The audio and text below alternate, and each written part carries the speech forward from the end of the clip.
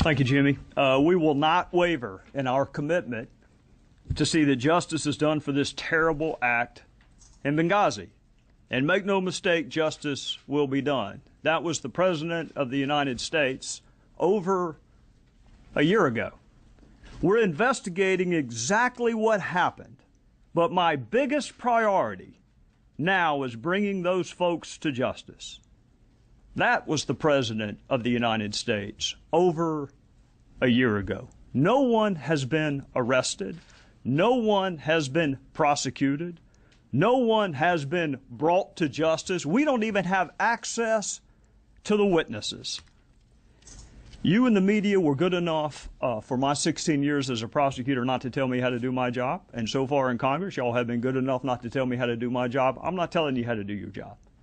But I'm going to ask you some questions, and if you can't answer these questions, then I'll leave you to draw whatever conclusion you want to draw about whether or not the media has provided sufficient oversight. Can you tell me why Chris Stevens was in Benghazi the night that he was killed?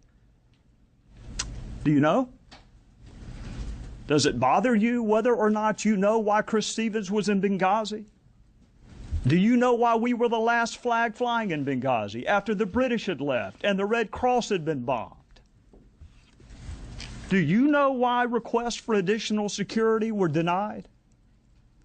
Do you know why an ambassador asking for more security days and weeks before he was murdered and those requests went unheeded? Do you know the answer to why those requests went unheeded? Do you know why no assets were deployed during the siege? And I've heard the explanation, which defies logic, frankly, that we couldn't have gotten there in time. But you know, they didn't know when it was going to end. So how can you possibly cite that as an excuse?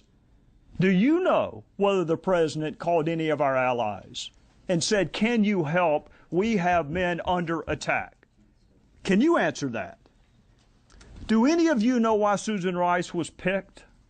The Secretary of State did not go. She says she doesn't like Sunday talk shows. That's the only media venue she does not like, if that's true. Why was Susan Rice on the 5 Sunday talk shows? Do you know the origin of this mythology that it was spawned as a spontaneous reaction to a video? Do you know where that started? Do you know how we got from no evidence of that to that being the official position of the administration?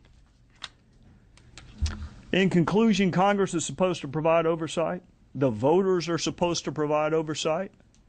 And you were supposed to provide oversight.